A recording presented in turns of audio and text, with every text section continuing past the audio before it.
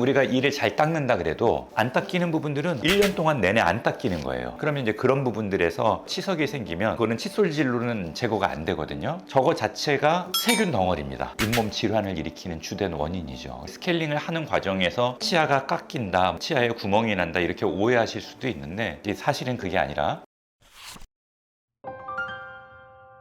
와, 저 사진 보면 저게 아래 치아 배열 사진이거든요. 아래 치아의 혀 안쪽에 있는 것들을 보는데 어떠세요? 좀 약간 무섭게 보이지 않나요? 근데 진짜로 이렇게 해서 오시는 분들이 계세요? 저런 분들이 있어요. 저보다 더 심한 분들도 있고. 근데 저게 아래 치아 안쪽에 막 치석들 노랗게 끼어 있잖아요. 저 덩어리들이 다 치석인데요. 저거보다 더 심한 분도 있고, 저렇게 오시는 것뿐만 아니라 막 아예 막 잇몸이 다 부어 있거나 아니면 치아 뿌리가 막 노출돼서 오시는 분들도 있고 되게 심한 분들이 있습니다. 저런 분들이 자관 오셨다고 하면 저걸 제거하는데 이제 시간 많이 걸리겠구나 이렇게 생각하는 거죠.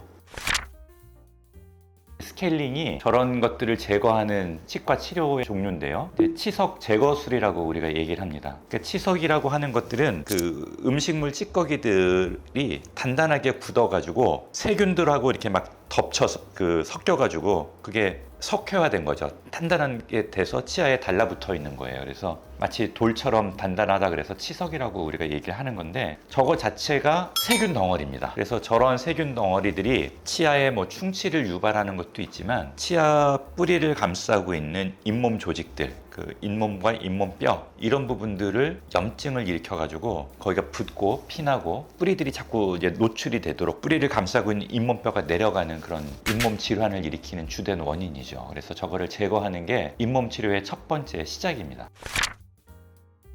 저렇게 치석이 많이 생긴 경우들은 다 잇몸에 염증이 있는 상태입니다. 그 염증이 얼마나 심하냐 심하지 않냐 뭐 이런 차이가 있을 뿐이지, 잇몸에 염증이 많이 있는 상태라고 보시면 그 염증 반응은 크게 두 가지를 가지고 있는 거예요. 하나는 레드니스라고 하는 발적, 이게 하나가 있고요. 그건 뭐냐면 혈관들이 거기 많이 모여 있다는 거예요. 두 번째는 붓기가 있다는 거죠. 스웰링이라 그래서 사실은 치석을 제거하기 위해서 그 부분에 기구가 닿게 되면 잇몸은 그냥 건들기만 해도 피가 나는 거죠. 그래서 피가 나는 거는 치료 과정에 있어서 아주 자연스러운 현상이고요. 스케일링 때문에 피가 나는 게 아니라 잇몸에 염증이 심하게 있기 때문에 피가 나는 겁니다. 그래서 피가 나는 거는 자연스러운 과정이니까 그건 걱정하실 필요가 없고요. 그 다음에 이제 스케일링을 하는 과정에서 그 뭐 치아가 깎인다, 뭐 치아에 구멍이 난다 이렇게 오해하실 수도 있는데, 사실 치아가 깎이는 게 아니라 치아에 붙어 있는 그 치석들을 제거하는데, 그게 마치 내 치아 구조물들이 일부분 떨어져 나오는 게 아니냐라고 이제 오해를 하시는 걸로 저는 그렇게 알고 있어요. 그래서 그런 오해는 하실 필요가 없고요. 치아 사이 구조물 안쪽에 치석이 노랗게 메꾸고 있다가 블랙 트라이앵글이라고 해서 치아 사이에 접촉점 상방 혹은 하방에 검은색 공간이 있는데, 이런 공간들이 치석에 의해서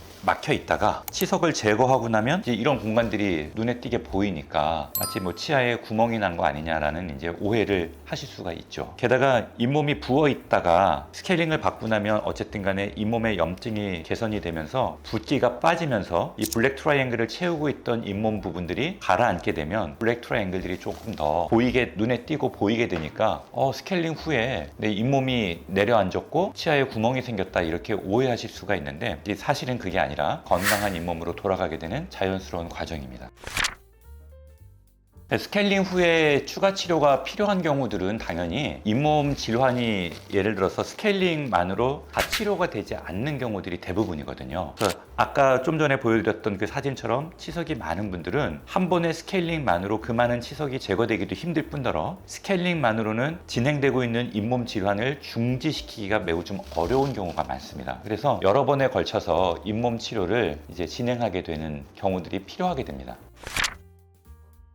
스케일링을 하고 나면 뭐 치아가 약해지는 거 아니냐, 이가 시려진다 이런 이제 오해들을 하시는데, 실제로는 치아 뿌리를 감싸고 치아들을 감싸고 있었던 치석들이 제거가 되고 나면 새로운 치아면들이 새로운 구강 내 환경에 노출되잖아요. 그러면 당연히 옷을 입고 있다가 벗으면 좀 추운 것처럼 치아들도 치석에 덮여 있다가 그게 제거되면 일시적으로 시릴 수도 있고 조금 불편한 것들을 느끼실 수가 있어요. 왜냐하면 온도 자극이라든가 그다음에 산도의 변화들 변화들 같은 것들을 치아 구조물들이 직접 이제 받게 되기 때문에 그런 변화들에 대해서 일시적인 불편감이나 시린 현상들이 생길 수 있죠. 그러나 이런 것들은 아주 자연스러운 정상으로 가는 과정이기 때문에 너무 걱정하실 필요는 없습니다.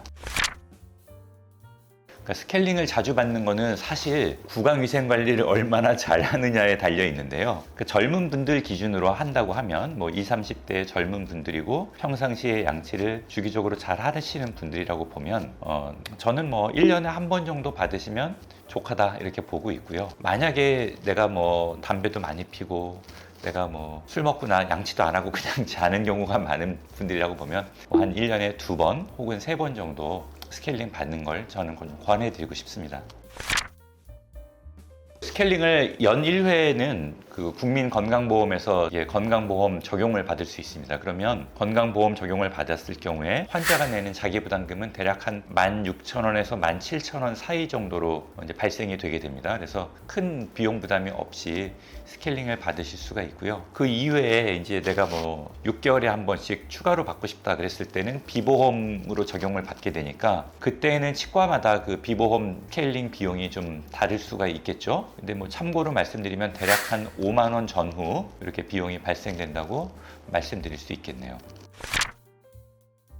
그렇죠. 왜냐면 우리가 이를 잘 닦는다 그래도 안 닦이는 부분들이 꼭 생기기 마련입니다. 안 닦이는 부분들은 1년 동안 내내 안 닦이는 거예요. 그 부분이. 그러면 이제 그런 부분들에서 치태가 이제 단단하게 굳어서 치석이 생기면 그거는 칫솔질로는 제거가 안 되거든요. 그렇기 때문에 치과에 방문하셔가지고 치위생사들이 혹은 치과의사가 그걸 제거하는 시술을 받게 되는 거죠. 항상 조심하셔야 된다고 생각합니다. 왜냐면 이게 자가 시술들은 우리가 생각하지 못했던 또 부작용들이 있을 수도 있거든요. 그렇다 보니까 뭐 잘 사용하시면 좋을 수 있는데 그러니까 오히려 젊으신 분들 같은 경우는 1년에 한 번 정도 스케일링 받는 게 비용이 그렇게 많이 발생되지 않잖아요. 제가 말씀드렸던 것처럼 대략 한 16,000원 남짓 비용이 발생되니까 그 정도 하시면서 구강위생 관리 잘하고 치과에서 점검 받으시면 제가 봤을 때 그 비용이면 굉장히 괜찮은 비용이라고 생각이 들고, 자가 시술을 받는다고 했을 때는 이제 모든 책임이 본인한테 있는 거니까 항상 하실 때도 너무 그거를 이렇게 신뢰하지 마시고 그냥 보조적인 수단으로 조심해서 사용하신다 그러면 나름대로 의미가 있다고 생각을 합니다. 그리고 이제 내가 나를 해주는 거가 입안에 이렇게 거울로 보고 하기가 되게 어렵거든요. 빛도 안 들어가고 접근성도 안 좋고 그러다 보니까 하셨다 하더라도 분명히 이렇게 만족스럽지 못하게 될 가능성이 매우 높습니다. 그래서 그런 부분들을 아셔야 되고, 저도 이제 집안에